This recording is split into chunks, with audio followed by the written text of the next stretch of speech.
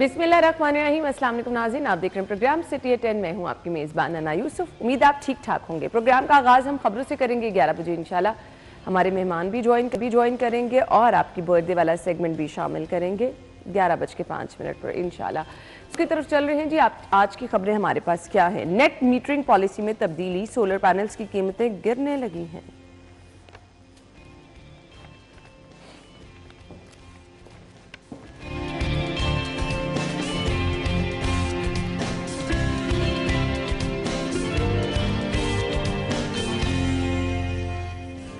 Deputy commissioner की ज़ेरे सदारत इजलास, सड़कों की बार बार खुदाई पर पाबंदी।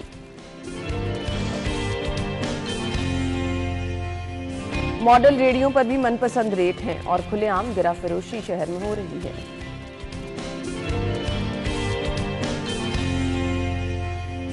और चिड़ियाघर में बीमारी या फिर लागर्जी, मामला क्या है प्रोग्राम में डिस्कस करेंगे। Welcome back once again. हमारे सीनियर रिपोर्टर्स हमारे साथ मौजूद हैं, इमरान यूनुस और शाहिद सिप्रा साहब। अस्सलाम वालेकुम। बहुत बहुत शुक्रिया। पहली खबर की तरफ आ रहे हैं। शाहिद सिप्रा साहब की खबर है, नेट मीटरिंग पॉलिसी में तब्दीली, सोलर पैनल्स की कीमतें जो हैं अब वो गिरने लगी हैं। क्या किया जा रहा है? ये सोलर पैनल सारिफीन जो है उनके साथ तो बहुत ज्यादती हो रही है। बिस्मिल्लाहिर्रहमानिर्रहीम। देखें, उनके साथ तो जो आपने लफ्ज़ बोला है उससे भी कहीं ज़्यादा कुछ हो गया है। लाखों रुपए लागत से अगर किसी ने इन्वेस्टमेंट की है और उसके मकासद ही ना पूरे हों तो फिर मेरे ख्याल में उसका फ़ायदा नहीं है। अब इफ़ाक ने भेज दी है मंजूरी दे के नेपरा में। अब नेपरा पे डिपेंड करता है कि उसकी हेयरिंग होगी, तमाम स्टेक होल्डर्स के साथ उसकी समाअत होगी, और लेकिन होता अल्टीमेटली वही है जो हुकूमत चाह रही होती है। बेसिकली नेट मीटरिंग ऐसा प्रोजेक्ट लाया गया कि अब 10 रुपये का हम रोना रो रहे हैं कि 10 रुपये रेट कम कर दिया उन्होंने, 10 रुपये मुकर्रर कर दिया 27 रुपये से कम करके। लेकिन मुझे ये 10 रुपये अगर वो ये 5 पे भी ले आएँ और इसको अगर 0 पे भी कर दें तो मुझे उस पर शायद एतराज़ ना हो। अगर मेरे घर सोलर लगो, मुझे किस पे एतराज़ है, मुझे किस बात पे नुकसान हो रहा है?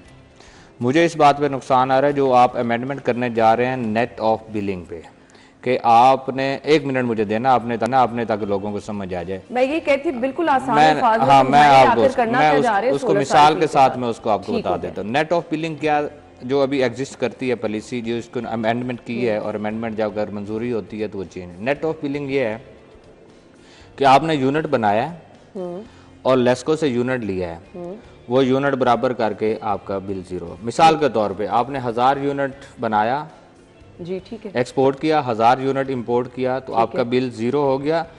इसी वक्त में आपका वो GST लगा, वो 18% चले, उसको भी मान लेते हैं, वो हुकूमत ने लेना है टैक्स।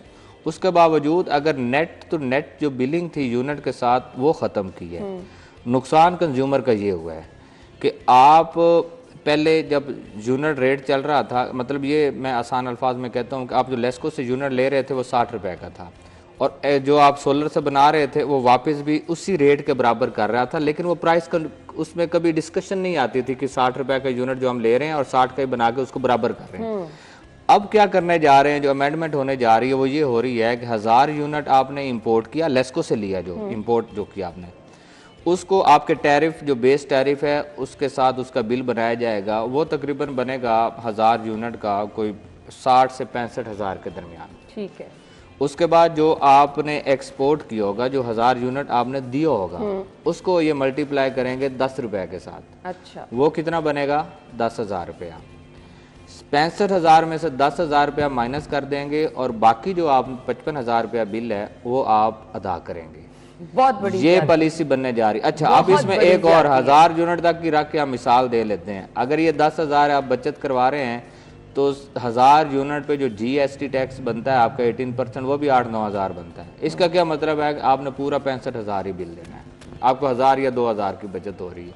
बेसिकली ये है, मुझे इस रेट पे नहीं है मुझे इशू, ये आपने 10 रुपये कर दिया, मुझे नेट ऑफ बिलिंग पे इशू है कि आप नेट ऑफ बिलिंग जो कर रहे थे, यूनिट तो यूनिट जो बिलिंग कर रहे थे, उसमें आप दूसरी जो अमेंडमेंट करने जा रहे हैं वो नुकसानदेह है, वो लोगों को इतना मुतासिर करेगी कि ये 10 रुपये भूल तो लग रहा है 0% फायदा रह गया। यस, अब 0% फायदा रह गया। अब हाइब्रिड पे लोग जाएंगे, नेट मीटरिंग से निकलेंगे और उसके बाद ये चीजें सारी। जो लोग हाइब्रिड पे उनको किस तरह से फायदा होता है? देखिए हाइब्रिड पे क्या होगा, फिर आपका सिस्टम नहीं ना, आपका ना लेस्को के साथ, ना किसी डिस्ट्रीब्यूशन कंपनी, ना गवर्नमेंट के साथ कॉन्ट्रैक्ट नहीं होगा।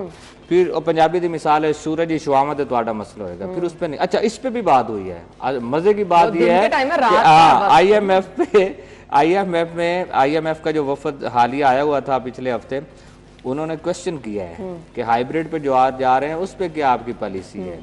तो अभी तक हुकूमत ने कहा है कि उस पर हमने कोई पॉलिसी अभी बनाई नहीं है, कोई इस तरह की चीज सामने नहीं है। आप पकड़ो, अब देखना उनको पकड़ना तो अब जवाब ही नहीं ना आपका बनता। मेरी छत है, मेरा घर है, मैंने लगा लिया, मैं सूरज का मसला है, वो बिजली बना रहा है, मैं चला रहा हूँ, गवर्नमेंट उस पर भी जाना चाह रही है। तो मेरे ख्याल में इस तरह की पॉलिसी ना बनाए, असल नुकसान क्या हो रहा है। अब अच्छा, इस सारी चीजों के अगर मुहर्रिकात पे चला जाए, हम थोड़ी बैकग्राउंड में चले जाते हैं। इशू कहाँ पे आ रहा है, हमने कैपेसिटी पेमेंट्स करनी होती हैं, IPPs को पैसे देने होते हैं। जो जनरेशन हो रही है, जनरेशन उसी लेवल पे हो रही है। जनरेशन बिजली बन रही है, हम लोग इस्तेमाल भी कर रहे हैं, लेकिन कंज्यूमर उसको वापस भी कर रहा है, वो बराबर हो रहा है। लेकिन वो जो कैपेसिटी पेमेंट्स की अदायगी है, 1000 यूनिट मैंने बनाया, 1000 ले लिया, मैंने उसके पैसे नहीं दिए, लेकिन कैपेसिटी पेमेंट जो है वो गवर्नमेंट पे बोझ बन रही है।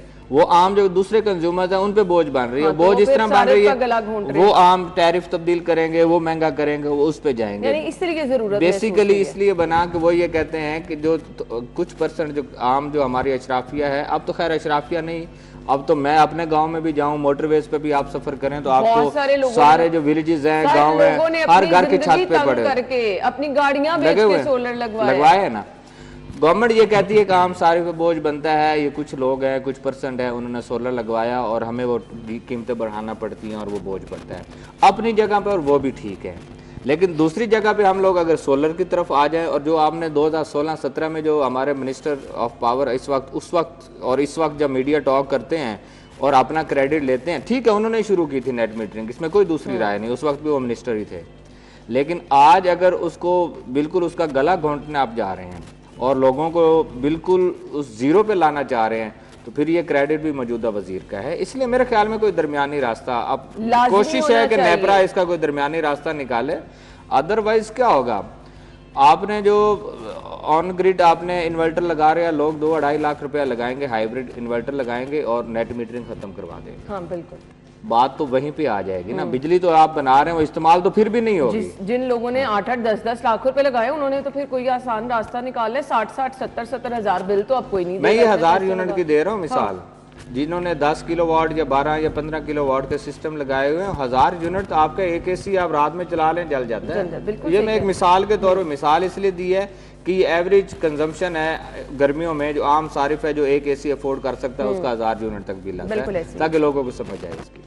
इमरान साहब देखें, आपको तो चुप लग गई है, बिल्कुल सबके बात बड़े गौर से सुन रहा था और बड़ी चीज़ें जो है वो मैं सोच रहा था। लेकिन उससे पहले ऑब्वियसली जब भी हमारी सालगिरह होती है और आप हमें बड़े खूबसूरत अंदाज से, आप और आपकी टीम जो है वो हमें विश करते हैं, तो भाई हमारा भी फर्ज बनता है कि गुज़िश्ता रोज़ आपका बर्थडे था, तो मेरी तरफ से और शायद सिब्रा साहब की तरफ से आपको हैप्पी बिलेटेड बर्थडे जी। बहुत शुक्रिया जी, तो बहुत शुक्रिया। अब अगर आ जाए हम इस खबर की तरफ, तो देखें जब भी आपके पास वसाइल हों, मैं गवर्नमेंट की बात कर रहा हूँ कि गवर्नमेंट के पास वसाइल हों और उसने कोई नया शहर या कोई नया गाँव आबाद करना हो, तो वो क्या करेंगे? वो क्या करेंगे, सबसे पहले वहाँ पर सड़कें बनाएंगे, फिर उसके बाद सैनिटेशन, वाटर सप्लाई और बाकी सारी चीज़ें करेंगे। वो क्यों करेंगे? क्योंकि उन्होंने लोगों को सहूलत देनी है। उसके एवज वो लोगों से टैक्स भी लेंगे ना। और सरकारी इदारे जो हैं, इनका बेसिक मकसद या हुकूमत बनने का बेसिक मकसद यही होता है कि आपने अवाम को रिलीफ देना है, आपने अवाम को सहूलत देनी है, अवाम का मयार ज़िंदगी आपने बुलंद करना है। जब अवाम आपकी खुशहाल होगी, आपके सिस्टम बेहतर होंगे, उसके बाद आप इंटरनेशनली भी उन ममालिक की दौड़ में शामिल हो जाएंगे जो तरक्की पजीर हैं या तरक्की याफ्ता बन जाएंगे, तभी बनेंगे ना। माजरत के साथ यहाँ होता क्या है, मैं तो बड़ा हैरान हो रहा हूँ शायद सिब्रा साहब की सारी बातें सुन के, क्योंकि ये बीट भी करते हैं, इन्हें सब पता है कि क्या पॉलिसी है, क्या बनने जा रहा है, क्या हो रहा है और ये कर क्या रहे हैं। अब ये देखें कि जब भी हम कोई भी चीज़ हमने किसी प्राइवेट सेक्टर से खरीदनी हो, इंडस्ट्री से खरीदनी हो, हम जाते हैं, उनका अपना मन मर्जी का रेट होता है, हम चीज़ पे करते हैं और चीज़ वो ले लेते हैं उनसे, कुछ भी हो।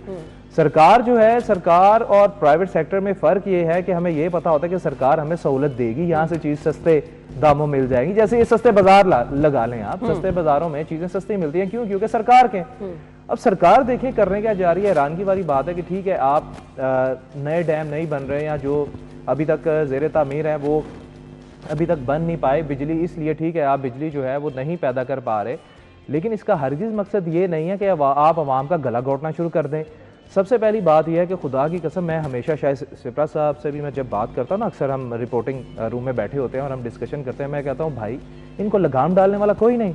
मेरी हमेशा से इस पॉलिसी पे बड़ी तनकीद रही है कि भाई पहला 100 यूनिट जो है वो आप 7 रुपये का देते हैं, अगला 100 यूनिट आप 10 का देते हैं, और जैसे ही 200 से ऊपर 1 यूनिट जाता है तो आप 29 रुपए का, 1 से लेके एंड 201 तक आप 29 रुपए का यूनिट देते हैं, और वो भी आप एक बार आप 200 से ऊपर चले गए आप 6 माह तक उसमें पिसते रहोगे। शायद सिप्रा साहब से मैं ये बात करूँ, शायद सिप्रा साहब कहते हैं जनाब उनकी पॉलिसी ये हुकूमत ने अप्रूव की हुई, ठीक है, पहला जुल्म तो ये है। उसके बाद ठीक है आप जब आवाम को बिजली नहीं दे पाए और उन बेचारों ने, जैसे आप बात कर रहे थे, अपना गाड़ी बेची या किसी से बैंक लोन ले लिया, उसके बाद आपने, हम हमेशा कहते थे कि आवाम को आपने सोलराइजेशन पर लेकर आना है तो भाई आप सस्ते सोलर पैनल बैंक के थ्रू दे दें, कर्जे भी तो देते हैं ना, बैंक के थ्रू दे दें। अच्छा चले आपने वो भी नहीं किया, आवाम ने ठीक है अपने घर पे सोलर लगा लिए कि चलो जी किसी हद तक बिजली की खपत जो है वो कम हो जाए, ठीक है, लेकिन आपने किया क्या है, अब आप उनका बेड़ा गर्क करना शुरू हो गए। बनता तो यही है ना कि जिस कीमत पे आप आवाम को बिजली दे रहे हैं, ठीक है, आप उनसे वापस भी उसी पे लें। बिल्कुल ऐसा ही है, लेकिन अब क्या कर रहे हैं कि नहीं भाई आप एहसान ना करें हम पे, लेकिन ये तो बहुत बड़ी ज्यादती है। आप आवाम को कह रहे हैं कि हम पे एहसान ना करें आप, ठीक है, आप बिजली बना रहे हैं, इसका लाजमी कोई दरमियानी रास्ता निकलना चाहिए। नहीं तो खुदा की कसम कोई जो है ना, मैं यकीन जाने मैंने अगर जर्नलिज्म के साथ अगर एमफिल मैंने लॉ में भी किया होता ना, तो मैं यकीन जाने आज मैं ऑफिस से छुट्टी लेके ना मैं कोर्ट जाता और इन पे केस करता, बनता है, इनको लेकर आता मैं कोर्ट। मैं एक बात करूं, आपने कहा कि इसकी हुकूमत को पॉलिसी पे अमेंडमेंट करनी चाहिए, जो उस पर नजरसानी करनी चाहिए, ज़रूर करनी चाहिए। हमें इशू कहाँ पे आ रहा है, हमारे IPPs हमें लूट रहे हैं, हमारे उनके साथ जो कॉन्ट्रैक्ट्स हैं, जो मुआहिदे हैं, वो चलें ना चलें, हमने उनको हर सूरत पेमेंट्स करनी है, हमें वो नुकसान दे रहे हैं। हुकूमत ने कुछ इकदाम उठाया कि हम IPPs को बंद करने जा रहे हैं, किसी के साथ मुआहदे हुए भी, किसी के साथ नहीं, किसी ने धमकी लगाई कि हम आपको इंटरनेशनल कोर्ट में लेकर जाएंगे। ज़ाहिर कॉन्ट्रैक्ट्स हैं, उनको रीन्यू करना या उनको आगे लेकर चलना मुश्किल काम है। हमारे यहाँ मसला कहाँ पे बन रहा है कि सोलर लगने की वजह से हमारे बिजली की डिमांड कम हुई है, लेकिन जो जनरेशन मैं आपको बताता हूँ, मैं नहीं, लेस्को का काम नहीं है ये आपकी मिनिस्ट्री का काम है और CPPA और उन लोगों का काम है। लेस्को को तो जो मिलना है सौदा उसने बेच देना, वो तो एक किराना स्टोर है। अब क्या है कि उनको जितनी जनरेशन के हमने मुआहदे कर रखे हैं उतनी अब मुल्क की डिमांड नहीं रही, सोलर लग के वो डिमांड कम होगी, लेकिन कैपेसिटी पेमेंट्स हमने उसी डिमांड पे करने हैं। लेस्को 6000 पे चलती थी, लेस्को पिछले साल 4200 मेगावाट पे चली है, 1800 मेगावाट बिजली लेस्को ने नहीं ली। वो 1800 मेगावाट जो बिजली है उसकी कैपेसिटी पेमेंट्स वो बनी नहीं बनी हमने देनी है।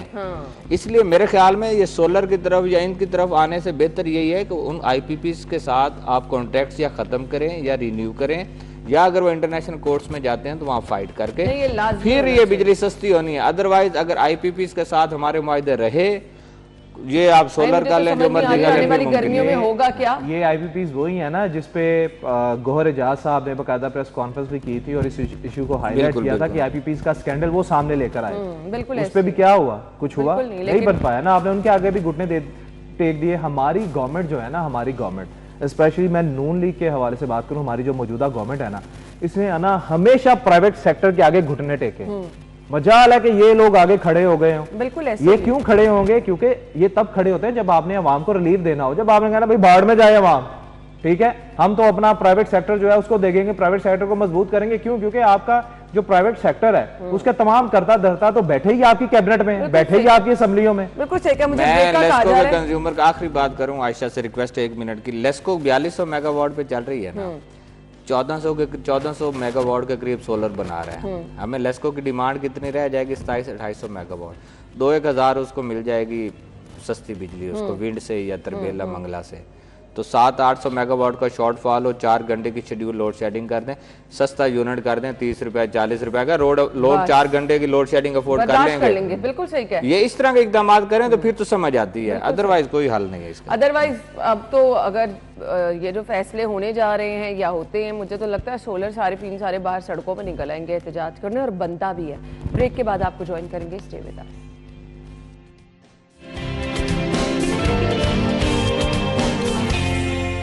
Welcome back once again. Lahore development programme की बात कर लेते हैं जी। सड़कों की बार बार खुदाई पर पाबंदी लगाई गई है। ये दफ्तर के रास्ते में 3-4 सड़कों की तो खुदाई ऐसी हुई है और मेरे ख्याल से कोई 1.5-2 महीने हो गए हैं कि वो खुदाई हुई है। तो अच्छा हुआ डीसी साहब को ख्याल फाइनली आ ही गया है। इमरान साहब देखें जी, बिल्कुल मैं ब्रेक पे थे जब हम, तो मैं शाहिद सिप्रा साहब से यही बात कर रहा था। ये जो आप बात कर रही हैं, मैंने कहा यार ये हमारी इस रोड का क्या नाम है। मैंने कहा इसका नाम कुछ और रख देते हैं। वो वाकई इतना शानदार रोड बना, इतना शानदार रोड बना, और आप यकीन जाने अब उसको मेरे ख्याल से काफ़ी आई थिंक 1.5-2 किलोमीटर तो उन्होंने तोड़ दिया ना पाइप डालने के लिए, सेवरेज के पाइप। मुझे हैरानगी मुझे हैरानगी होती है कि ये वतीरा हमारे अगर हम बात करें एलडीए की या सिटी डिस्ट्रिक्ट गवर्नमेंट की बात करें, आप यकीन जाने ये तो लाजमी होता है कि जो भी नई रोड बनती है उसके बाद इनको ख्याल आता है कि इसके नीचे कुछ रहता अच्छा, खुदाई करना इनका काम होता है, सड़क को दोबारा ठीक करना वो कहते हैं ये हमारा काम है। आप यकीन जाने ये पीआईए रोड, चूंकि सॉरी पीआईए रोड कह रहा हूँ, ये पायलट स्कूल रोड जो है, मैं इसको यूज करता हूँ डेली, चूंकि घर से आना जाना वहीं से होता है। वो रोड बेचारा कोई 3.5-4 साल खुदा रहा कि जी बनना है। अच्छा, जब वो बन गया और यकीन जाने इतना स्मूथ और इतना अच्छा रोड बना, इतना अच्छा रोड बना, और उसको बने हुए अभी 2 महीने नहीं हुए उसको दोबारा तोड़ दिया। क्यों? क्योंकि जी वो सेवरेज के पाइप आपने बड़े बड़े डालने। तो मैं कहा भाई इतना करोड़ों रुपया लगा के आपने जो रोड बनाया, इससे पहले आप डाल देते। कहते जी नहीं, वो अभी इसको ना नई एक लाइन जो है ना वो कनेक्ट करनी है। तो मैंने कहा भाई, मैं चूंकि मैं रुका वहां पर एलडीए से, मैं रुका, मैंने बात की, मैंने कहा मैं जर्नलिस्ट हूँ। फिर उन्होंने मुझसे सारी डिटेल बात की। कहते जी वो इसको ना टी बनानी थी एक। तो मैंने कहा भाई पहले क्यों नहीं ख्याल आया जी, पहले जरूरत पेश नहीं आई। तो मैंने कहा 1.5 महीने बाद आपको। तो मैंने कहा ये पैसा, इसीलिए मैंने कहा आप लोग फिर कहते हैं कि जी ये प्रोजेक्ट जो है इनका तरक्याती काम महंगा हो गया, पैसे कम हो गए, ये हो गए, वो हो गए, सारा कुछ ऐसी पॉलिसीज बनाते हैं कि भाई हमेशा आप दुनिया में कहीं भी देख लेना, क्योंकि हम तो डेली इन चीजों को स्टडी करते रहते हैं कि पूरी दुनिया में क्या हो रहा है और हमारे पाकिस्तान में क्या हो रहा है। पूरी दुनिया में जब भी ये रोड बनने होते हैं ना, वो तमाम महकमों को बिठाते हैं, बिठाते ये भी हैं। अच्छा सुनते जाए, वो बिठाते हैं डिपार्टमेंट्स को, उनसे कहते हैं आप अपने अपने काम कर लें, इसके बाद ये रोड खुदेगी नहीं। यहां भी यही कहते हैं, लेकिन जब ये रोड खोदते हैं और उसके बाद जो भी महकमा उस रोड को खोदता है फिर उसको वैसा रोड बनाता नहीं है, बल्कि वैसे ही छोड़ देता है। ये बदहाली है हमारी, बिल्कुल ऐसे, और कोई पूछने वाला नहीं है। शायद सिप्रा साहब देखें, अगर ये इस तरह बार बार रोड्स नहीं बनेंगे, या सीवरेज पाइपलाइन, या कभी कुछ नेटवर्किंग की पाइपलाइन, या कभी सुई गैस का कोई इशू आ जाएगा, फिर कहाँ डेवलपमेंट का क्या आप कहेंगे? बजट जो आएगा कहाँ से? अपना काम नहीं होगा ना, डेवलपमेंट का काम कह रहे हैं कि फिर अपना काम नहीं होगा। फिर लाहौर तो ऑलरेडी आबाद है, और जो ये डेवलपमेंट होनी है, पूछे सब्जाजार वाली सड़क जो है, जिसको वो डेवलपमेंट के नाम पे ही पूरे 2-3 साल वैसे ही रखा, अब जाके वहां काम होना शुरू है। अब वहां पे गैस पाइपलाइन डलना शुरू हो गया, दूसरी तरफ से रोड खराब होना शुरू हो गया। मतलब एक जगह से जान छूटी है तो दूसरी जगह पे। देखें, बात करने का मकसद ये, आज ये पाबंदी लगाने जा रहे हैं, बार बार एनओसीज या इलीगल खुदाई करने की इजाजत कौन देते हैं? हमेशा आप एक मीटर लगवाएं ना, ये सुई गैस का मीटर लगवाना हो तो उसकी खुदाई करनी हो तो एनओसी लेना पड़ता है आपको। वो आ जाते हैं इन्फोर्समेंट या जो भी इनके डिपार्टमेंट है वो आ जाते हैं। आप घर के सामने 2 ईंटें लगा लेना, ये लोग आ जाते हैं ऐसे। लेकिन आपकी मेन शराएं खोद दी जाती हैं, क्यों नहीं आते हैं? तो वही डेवलपमेंट हो रही होती है, इस वजह से नहीं आ रहे होते। वो डेवलपमेंट खत्म हो जाए, वो फिर उनकी भी डेवलपमेंट हो रही होती है, तो वो फिर खत्म हो जाए तो ये सारी चीजें खत्म हो जाती हैं। मैं आपको एक मिसाल देता हूँ। आज से 10-12 साल पहले मैं थाईलैंड गया, एक कन्वोकेशन था इंजीनियर्स का, उन्होंने वहाँ से MSc की, तो मैं अटेंड करने गया, और हम लोग एक उनकी जो मेन शहर है उस पर ट्रैवल कर रहे थे। तो 132 kV के जो आपके नालों पे यहाँ पोल्स अमूमन नज़र आते हैं, उन्होंने लगाए हुए हैं। तो वो लाइन थी, और उसके जो जिस पे तारें लगी होती हैं ना, इसको क्रॉस कहते हैं। तारें ऊपर लगी हुई थी, तो नीचे 2 जगहों पे ना उन्होंने क्रॉस छोड़े हुए थे खंभों पे। तो जब क्वेश्चन किया कि ये आपने तारें बिछा दी खंभे और नीचे ये 2 क्रॉस आपने छोड़े, इन्होंने कहा जी ये हमने 50 साल मुस्तकबिल की प्लानिंग की हुई है कि अगर इस साइड पे आबादकारी होती है या आबादी बढ़ती है और हमें ज़्यादा बिजली की ज़रूरत होगी तो हमें दोबारा बड़े खंभे नहीं लगाना पड़ेंगे, हमारे पास खंभे मौजूद होंगे, क्रॉस मौजूद है, हम सिर्फ उस पर तार डाल देंगे और बिछा कर, तो उसको प्लानिंग तो होती है इस तरह, मनसूबाबंदी होती है इस तरह।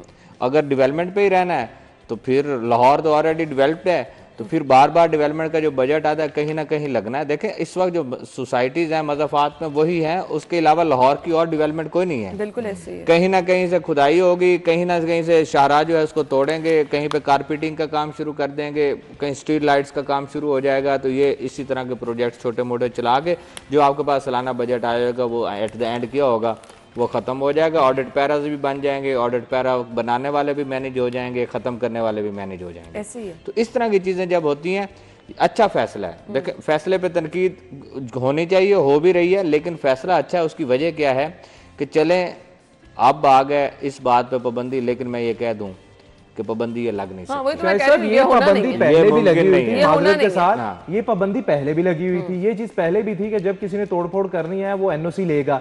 ये शरायत पहले भी मौजूद है, लेकिन उस पर अमल दरामद जो है वो नहीं हो रहा। अब मेरे ख्याल से पता नहीं डिप्टी कमिश्नर साहब जो है वो कैसे इस चीज को लेकर चलेंगे कि मुस्तकबिल की आप हिकमत अमली तैयार कर रहे हैं, तो भाई जो पहले माजी में आपकी यही हिकमत अमली थी उस पर तो अमल दरामद हुआ नहीं। जिम्मेदारियां शायद उन पर बहुत ज्यादा है, तो इसका तो मुसलसल फॉलोअप लेना होगा, इसकी मॉनिटरिंग करनी होगी। इस टाइम जो बड़ा मसला है वो डीसी साहब से कंट्रोल नहीं हो रहा, महंगाई का। उस पर आते हैं, ब्रेक का कहा जा रहा है, ब्रेक के बाद आएंगे। स्टे विद अस।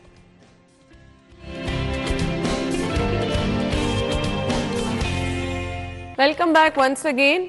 खुलेआम गिरा फरोशी का सिलसिला जारी है। मॉडल रेडियो पर भी मनपसंद रेट हैं। मॉडल रेडियो पर क्या सस्ते रेट कब मिल रहे थे, ये तो कभी भी पॉसिबल नहीं नजर आया। यहाँ पर भी उन्होंने सरकारी रेट लिस्ट लगाई होती है, लेकिन उसके बरअक्स ही चीजें मिल रही होती हैं। शायद से प्रसाद देखिए ये नहीं होना। ये जब रमज़ान आ रहा था उससे कोई महीना डेढ़ महीना पहले हम लोग यहाँ बैठ के बात कर रहे थे। मैंने तब भी कहा था कि वज़ीर आला साहिबा जो मर्जी कर लें, आपके मजिस्ट्रेट जो मर्जी कर लें, माह मुक़द्दस में आप कंट्रोल नहीं कर पाते, उससे पहले भी नहीं कर पाते, ना बाद में कर पाएंगे।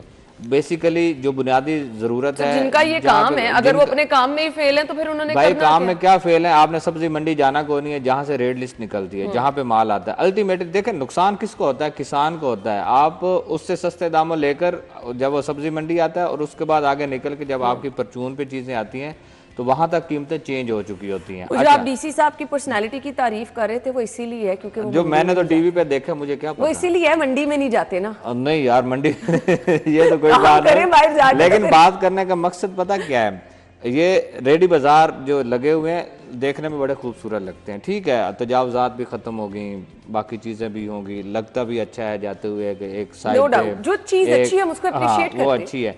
लेकिन उस रेडी के नीचे जो छत तले चीजें पड़ी हैं अगर वो सही नहीं है, जो कि हमारी जरूरत है, बिल्कुल रेडी हमारी जरूरत नहीं है, बिल्कुल नहीं है। रेडी के अंदर जो चीजें पड़ी हुई हैं हमें उसकी जरूरत है। हमें वो मॉडल बाजार नहीं चाहिए था, खूबसूरती रेडियों की नहीं चाहिए, हमें उस पर फ्लैक्सीज भी नहीं चाहिए, हमें उस पर तस्वीर भी नहीं चाहिए। हमें पता है कि आप चीफ एडमिनिस्ट्रेटर हैं पंजाब की और आपके ही कहने पे ये सारी कुछ हो रही है। बिल्कुल। लेकिन हम आपको उस वक्त आपके साथ खड़े होंगे जब उसकी छत के नीचे जो पड़ी चीजें हैं हमें मयार और कीमत के मुताबिक मिलेंगी। हम आपकी तारीफ भी करेंगे, सारा कुछ करेंगे। यहाँ क्या हो रहा है कि उसी रेडी पर 3-3, 4-4 किस्म की क्वालिटी की चीजें पड़ी हैं।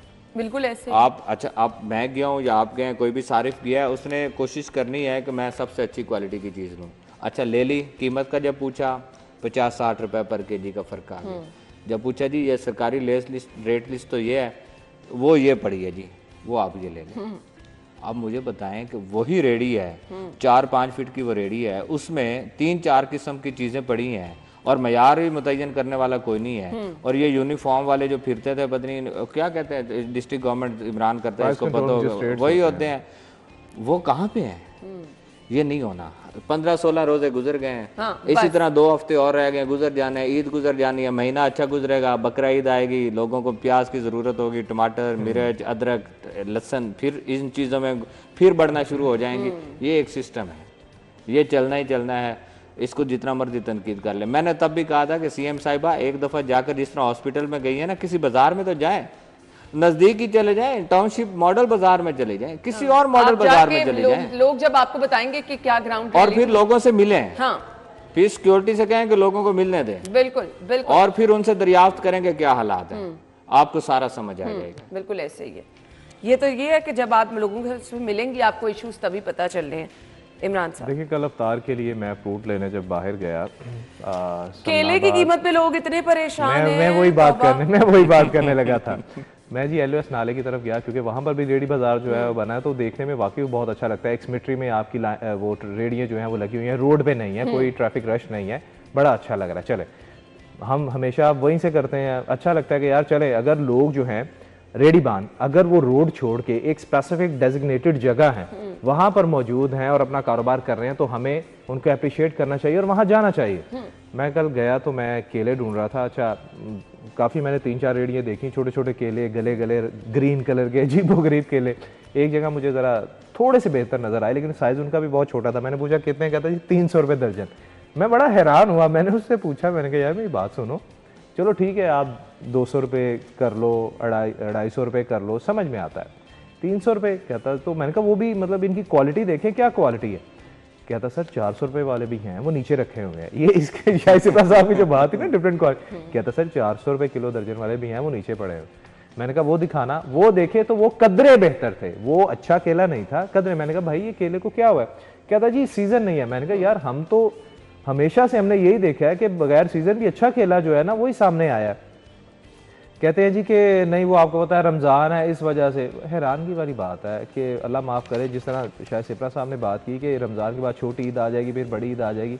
हमारा जो कैलेंडर होता है ना, हमारा कैलेंडर, अल्लाह माफ़ करे, यहाँ पर ग्राफ रोशी नहीं, यहाँ पर लिखना चाहिए कि हराम कमाई के अयाम, उसमें फिर आप ये डाल दें कि हमारे यहाँ पर मुसलमान करते क्या है कि जब भी कोई मजहबी त्यौहार आता है तब कीमतें जो हैं वो बढ़ जाती हैं। और दूसरी बात जो आप बात कर रहे हैं ना कि सरकारी रेट लिस्ट की, मैं यहां पर दावे के साथ कह सकता हूं कि लाहौर की जितनी आबादी है ना, 95% लोग जो हैं, 95% लोग वो सरकारी रेट लिस्ट नहीं मांगते होंगे, नहीं देखते होंगे। क्यों? क्योंकि वो मांग मांग के थक चुके हैं, वो कह के थक चुके हैं कि भाई सरकारी रेट तो ये है और आप ये क्यों दे रहे हैं। फिर होगा क्या, वही वो गला सड़ा फल निकाल के कहेंगे भाईजान ये है रेट लिस्ट, ये है रेट लिस्ट के मुताबिक। तो ये सारी चीजें जो है ना, ये जिम्मेदारी किस पर आती है? ये ऑब्वियसली हमारी सिटी डिस्ट्रिक्ट गवर्नमेंट के ऊपर आती है, जो प्राइस कंट्रोल मजिस्ट्रेट्स हैं उनके ऊपर आती है। माजरत के साथ मैंने पूरा रमजान जो है, मैंने पूरा रमजान, वैसे मैं पूरा महीना बाहर नहीं निकलता, लेकिन पूरे रमजान ऑब्वियसली तारीख का सामान लेना होता है। मैंने भाई किसी प्राइस कंट्रोल मजिस्ट्रेट्स को ना, मैंने उन बाजारों में नहीं देखा जहां जहां मैं। हालांकि ये वो टाइम है कि जब सबको जरूरत है कि कम से कम महंगाई कंट्रोल रहे, लोग आसानी से, मेरे ख्याल से और इनको निकलना चाहिए अफ्तारी से पहले निकलना चाहिए, जिस वक्त रेट जो है वो आसमान पे पहुंचा होता है। बिल्कुल, जो 1-2 घंटे पहले अफ्तारी होते हैं तब तो मनमानी कीमतें सब लोग वसूल कर रहे होते हैं। खजूर की कीमत आप सुन लें, आप परेशान हो जाएंगे। पता नहीं किसने कंट्रोल करनी है, अगर इन्होंने भी नहीं कंट्रोल करनी। वो शायद सिपरा वाली बात ठीक है, 15 दिन गुजर गए, 800 रुपए दर्जन किन्नू, कुछ समझ में आता है? 800 रुपए दर्जन, बहुत बुरे हालात है जी, बहुत बुरे हालात है। ब्रेक के बाद आते हैं।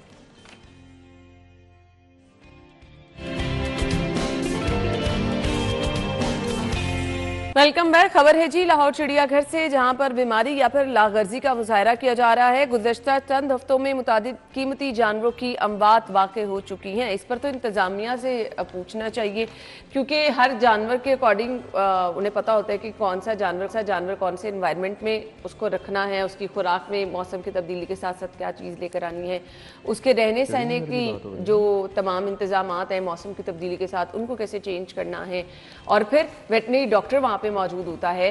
तो ये तमाम इंतजामात तो चिड़ियाघर इंतजामिया ही देखती है। इमरान, देखें मुझे याद पड़ता है कि जब मैं वाइल्ड लाइफ करता था तो तब एक इंटरनेशनल इदारे से स्टडी करवाई गई थी कि जी हमारे लाहौर ज़ू में जानवर जो हैं वो इतने हलाक क्यों हो रहे हैं, मुख्तलिफ बीमारियों का शिकार हो रहे हैं, या जो शेर या हिरन या दीगर जानवरों के बच्चे जो पैदा होते थे वो क्यों मर रहे हैं।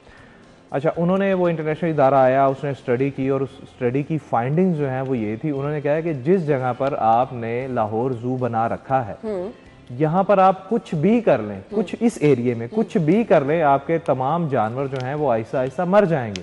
क्यों? क्योंकि ये माहौल इनके लिए साजगार नहीं है। पोल्यूशन है जी, बिल्कुल ऐसे उन्होंने कहा जी। क्यों? उसमें उन्होंने तमाम उस एजेंसी ने जो स्टडी पेश की थी उसमें उसने एक एक चीज़ बताई थी कि रोज़ाना कितनी बाइक्स यहाँ से गुजरती हैं, रोज़ाना कितनी गाड़ियाँ यहाँ से गुजरती हैं, रोज़ाना सिग्नल बंद होने पे कितनी गाड़ियों का धुआं जो है वो जहरीला जो है वो हवा में शामिल होता है, उसके पार्टिकल्स, डस्ट पार्टिकल जो है वो कितने होते हैं। तो ये सारा उन्होंने कहा था कि हंगामी बुनियादों पर आप जू को यहाँ से शिफ्ट कर दें, या उन्होंने कहा था यहाँ पर तो आप फेजेंट्स जो है वो नहीं रख सकते। अच्छा, आपने तो फिर वहां पर बड़े बड़े जानवर जो है वो रखे हुए। तो तब उस वक्त के सेक्रेटरी साहब थे, उन्होंने कहा यार ये हमने ना को गलती की है, इनको पैसा देके ना हमें फजूल में स्टडी करवा ली है। तो उसके बाद उन्होंने उस दौर के मिनिस्टर थे उनको आगाह किया। उन्होंने कहा यार छोड़ो, ये गोरे हैं, इनकी बातें ही ऐसी होती है, लेकिन गोरा कभी भी गलत चीज़ नहीं करता, वो गलत फाइंडिंग्स नहीं देता। उन्होंने ये बताई, और जब इन्होंने कहा ना कि हम सॉरी हम इसको चेंज नहीं कर सकते, तो वो बार बार फिर राब्ते में रहे, वो कहते रहे कि आप प्लीज़ इसको शिफ्ट कर लें। वो बार बार कहते रहे कि आप शिफ्ट कर लें, क्यों? क्योंकि जानवर मर जाएंगे, और यही सूरत हाल होती रही है। हालांकि वहाँ पर वेटनरी डॉक्टर जो हैं वो वहाँ पर मौजूद हैं, बहुत अच्छे वेटनरी डॉक्टर्स हैं, ठीक है, वाइल्ड लाइफ के पास बहुत अच्छे वेटनरी डॉक्टर्स हैं, तमाम तर सहूलियात जो है वो लाहौर जू में मौजूद है।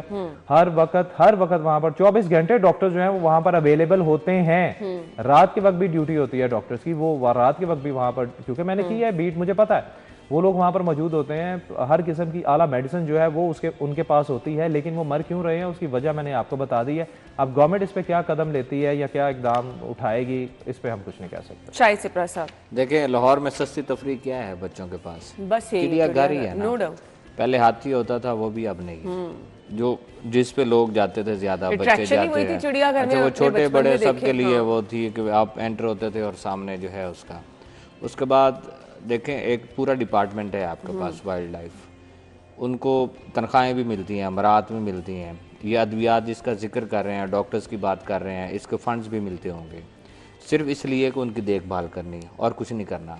जिस जंगले में आपने उनको बंद कर रखा है उसकी सफाई करनी है, उसको मेडिसिन किस तरह, उसकी खुराक किस तरह, किस वक्त में कौन सी चीज़ देनी है, ये देखना है ना। अदरवाइज तो कोई है उसको, और क्या जानवर ने और आपसे क्या लेना, सिर्फ हिफाजत ही है, अदरवाइज और कुछ नहीं है। वो तो आपके कब्जे में है, आपने उसको रखा हुआ है, बाकी सारे, चाहे वो परिंदा है चाहे वो कोई और जानवर है, जो मर्जी है। आप देखें यहाँ तो हलाकतों तक बात आ गई है कि आपके कीमती जानवर मरना शुरू हो गए, किसी की आंख जाया होने की बातें हो रही हैं, कुछ बीमार पड़े हुए हैं, लागिर हो चुके हैं। तो मेरे ख्याल में एक जू जो लाहौर का हो, आप उसको नहीं संभाल पा रहे, तो बाकी चीज़ों को आप किस तरह संभालेंगे? तो गवर्नमेंट को इस तरफ संजीदगी का मुजाहरा करना चाहिए। देखें, लोग कहते हैं कि बाहर से जो टूर आता है, जो बाहर से तलबा तालबात आते हैं, बच्चों के टूर्स आते हैं, उनकी तफरीह कहाँ तक महदूद होती है? आप उनको शाही किला ले जाएंगे, बादशाही मस्जिद ले जाएंगे, मीनार पाकिस्तान, उसके बाद म्यूजियम। लाहौर में जो भी टूर आता है बच्चों का वो जू में जरूर हो जाएगा, म्यूजियम, और म्यूजियम के बाद आपका जू, और जू के बाद रोटी, और उसके बाद घर। इसके बाद कोई नहीं, और कोई चीज़ नहीं होती। अच्छा, ये सिर्फ उनका नहीं है कि बाहर से लोग आते हैं, आप वीकेंड देखें कि लाहौर के बासी कितने जाते हैं, बहुत बड़ी तादाद। और फिर कोई फेस्टिवल आ जाए, कोई त्यौहार आ जाए। एक टाइम था, हम ही लोग यहाँ पे शेयर करते थे, रिकॉर्ड लोग, तब जानवर ज्यादा थे ना, जानवर थे ना।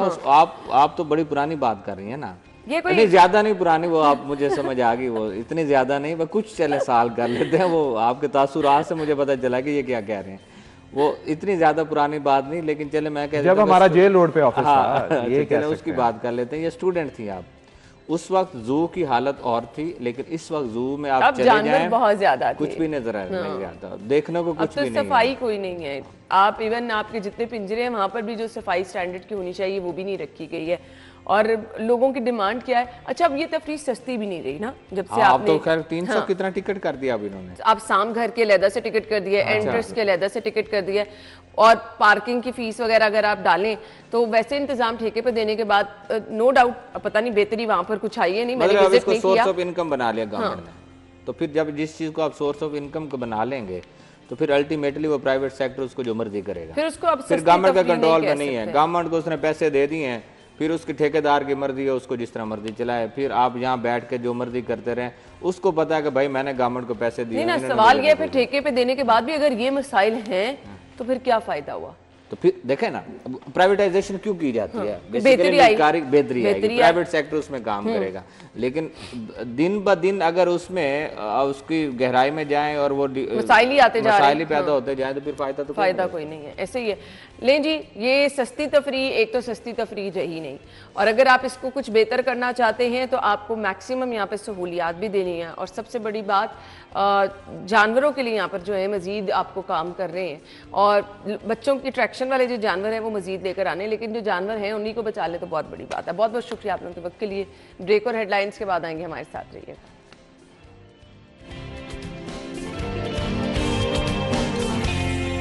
सो welcome back once again. Birthday list की तरफ आ जाते हैं। जिनकी सालगिरह है उनको हम विश करने जा रहे हैं। इशाम तनवीर की सालगिरह है, अनाया की सालगिरह है, दानिश परवेज की सालगिरह है, खतीजा बिलाल, एहसन भट्टी, मिस्टर अब्दुल्ला शहजाद की सालगिरह है, आफाक नज़ीर। आप सब लोगों को सालगिरह की मुबारकबाद, हैप्पी बर्थडे।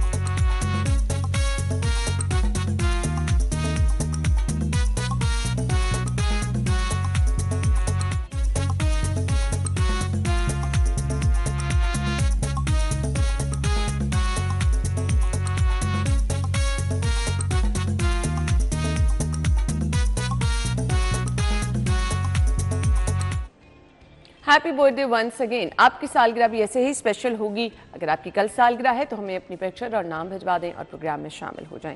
अगला सेगमेंट देखते हैं, आज के भाव क्या हैं।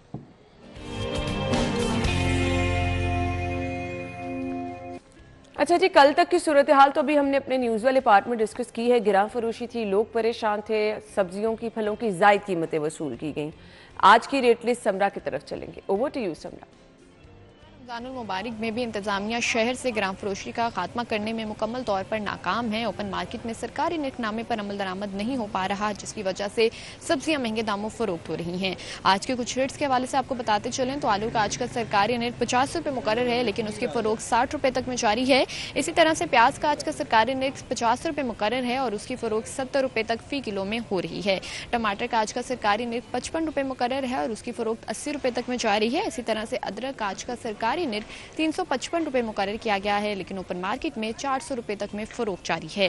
लहसुन का आज का सरकारी रेट 260 रुपये मुकर्रर है, लेकिन लहसुन की कीमतें ओपन मार्केट में आसमान से बातें कर रही हैं और लहसुन फी किलो 600 रुपये तक में फरोख्त हो रहा है। मटर का आज का सरकारी रेट 80 रुपये मुकर्रर है और उसकी फरोख्त 100 रुपये तक में जारी है। इसी तरह से सब्ज मिर्च का आज का सरकारी रेट 110 रुपये मुकर्रर है, लेकिन उसकी फरोख्त भी 120 रुपये तक में हो रही है। बैंगन का आज का सरकारी रेट 57 रुपये मुकर्रर किया गया है, लेकिन ओपन मार्केट में उसकी फरोख्त 70 रुपये तक में जारी है।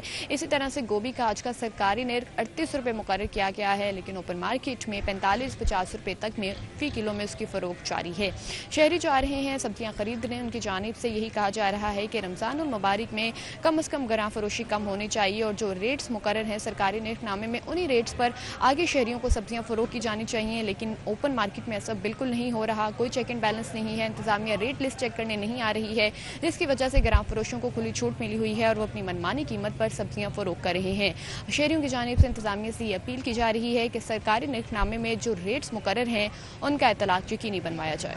जी, बहुत शुक्रिया जी, आपने हमें आज की रेट लिस्ट बताई। अच्छा जी, पहले तो सब लोगों का शुक्रिया अदा करना चाहूँगी क्योंकि गुज़िश्ता रोज़ मेरी बर्थडे थी, तो जिन सब लोगों ने मुझे सोशल मीडिया पर विश किया, फेसबुक, इंस्टाग्राम पेज पर, तमाम फैमिली के लोग, तमाम फ्रेंड्स, मेरे तमाम कलीग ऑफिस के, सब लोगों का बहुत बहुत शुक्रिया। नो डाउट आप ही लोगों की वजह से ये जो आपका स्पेशल डे होता है ये बहुत ज़्यादा स्पेशल बन जाता है। तो मेरी टीम भी हमेशा कोशिश करती है मेरे दिन को स्पेशल बनाने की, जो कि मुझे थोड़ा सा एतराज़ भी होता है, लेकिन फिर क्योंकि इनकी मोहब्बत होती है, खुशी भी होती है। तो आज भी इन्होंने मुझे कुछ मुनफरिद अंदाज में विश करना है, तो आपको दिखा देते हैं।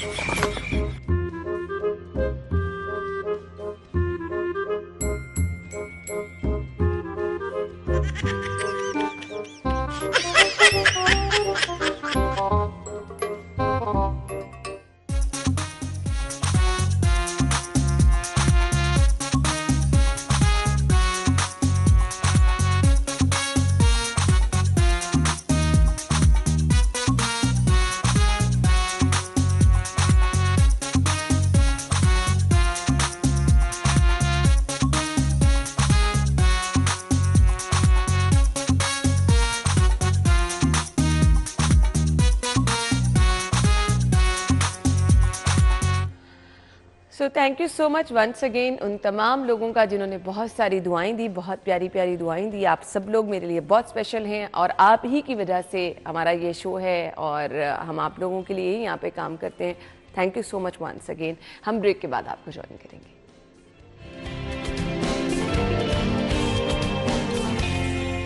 Welcome back once again. Programme के हिस्से में जी हम डिस्कस करने वाले बहुत ही अहम टॉपिक, नींद अल्लाह ताला की बहुत बड़ी नेमत है, बहुत बड़ी ब्लेसिंग है। अब कुछ लोग जो है जिनको बहुत ज़्यादा नींद आती है, जैसे आजकल रमज़ान में हमारे साथ ये चल रहा है, और कुछ लोग जिनको बिल्कुल ही नींद नहीं आती है। दो तरह के लोग हैं। ये मुसलसल नींद ना आना, इसकी वजूहात क्या है? कुछ लोग नींद में डिफरेंट तरीके से प्रेजेंट करते हैं, वो किस चीज़ की अलामात होती है? सोए हुए कुछ लोगों की आवाज़ें आती है, कुछ लोग उठ के बैठ के प्रॉपर बोलते हैं, फिर दोबारा सो जाते हैं। मतलब 3-4 तरह के इश्यूज देखने में आते हैं। अब वो लोग जिनको नींद बिल्कुल नहीं आती, उनके साथ क्या मसला चल रहा होता है? जो लोग मुसलसल, कुछ लोग होते हैं ना बहुत ही गहरी नींद से होते हैं, आप आवाज़ें देते नहीं उठते। कुछ लोग जरा सा कुछ जमीन पे गिरा, उठ के दरवाजे की आवाज सुनी, उठ के, इसका क्या मतलब होता है?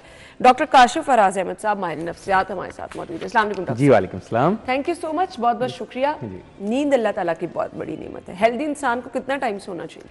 8 घंटे सोना चाहिए। ठीक है। वैसे तो इसके उम्र के ऊपर डिपेंड करता है, जैसे छोटे बच्चे हैं आपको पता है 17-18 घंटे भी सोए तो उनके लिए अच्छा है, लेकिन जो एक एज जिसमें हम कहते हैं कि यंग या अडल्ट से लेकर बुढ़ापे तक की एज है तो उसको हम कहते हैं कि 8 घंटे सोना चाहिए। उसकी वजह क्या है? रैपिड आई मूवमेंट, REM नींद जो होती है उसके कम से कम आपको 5, जो पहला REM का होता है वो 15 मिनट्स का होता है, फिर 30 का, फिर 1 आवर्स का, फिर 2 आवर्स का, फिर 4 का, और आखिरी जो होता है वो 8।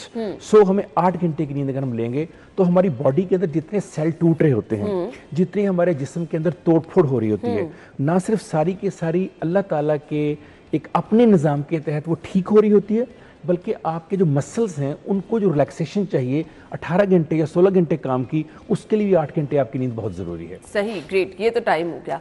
अब उन लोगों के साथ क्या प्रॉब्लम होती है जिनको मुसलसल नींद आती ही नहीं है? अच्छा, नंबर ऑफ प्रॉब्लम्स हो सकती हैं कई, एक जैसे नार्कोलेप्सी है, जैसे स्लीप एपनिया है, जैसे स्लीप पैरालिसिस है, कई बीमारियों के नाम हैं, कैटाप्लेक्सी है।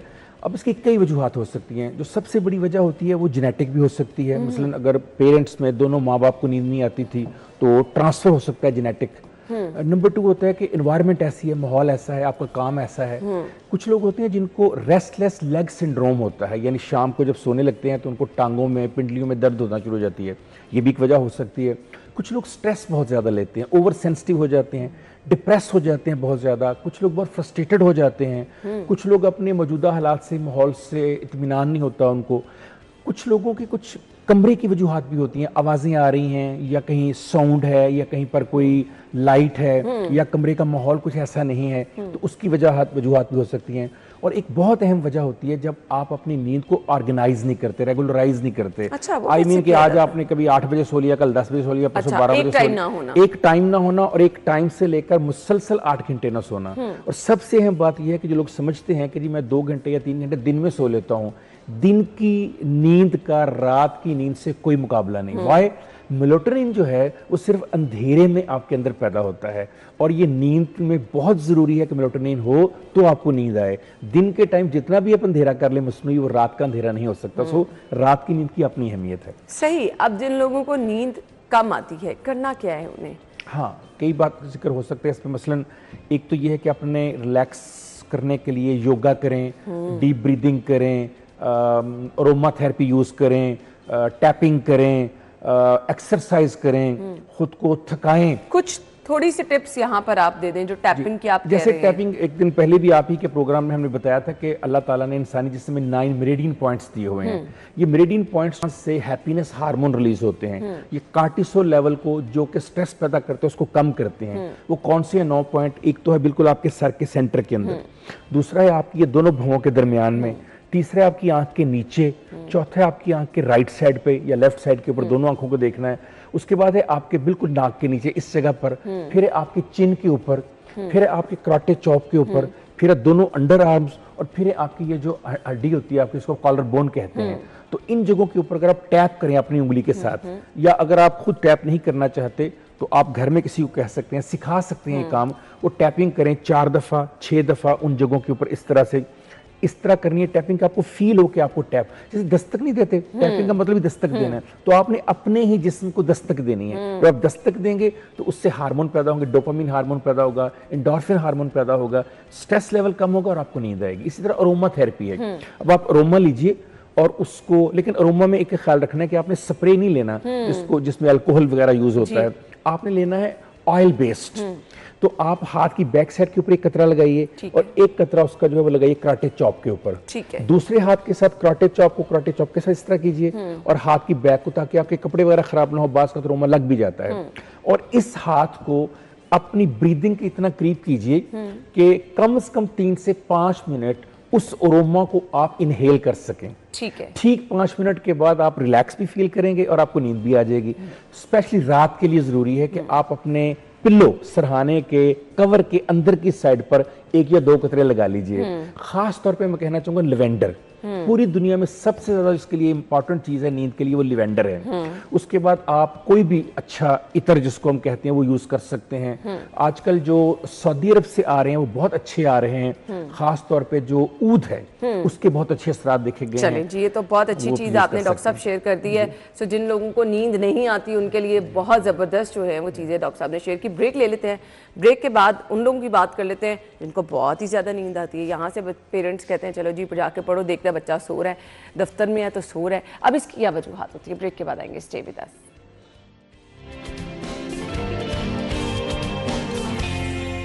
Welcome back. सो हमारे मेन टॉपिक की तरफ आएंगे, लेकिन सबसे पहले जिन लोगों को बहुत ज्यादा नींद आती है उसकी क्या वजह होती है? हाँ, उसकी वही वजह जो हाइपोथैलेमस कम काम करे तो आपको नींद नहीं आती, हाइपोथैलेमस ज्यादा सिक्रीशन शुरू कर दे, ओवर एक्टिव हो जाए, अच्छा। आपको बहुत ज्यादा नींद आती है। अच्छा, दोनों ही बीमारियां हैं। ज्यादा नींद के भी कुछ ज्यादा बुरे नींद असरात के होते हैं? बिल्कुल होते हैं। सारा दिन चिड़चिड़ापन रहेगा आपको, इनएक्टिव रहेंगे आप, और ज्यादा नींद की वजह से आपके मसल ज्यादा रिलैक्स हो जाएंगे।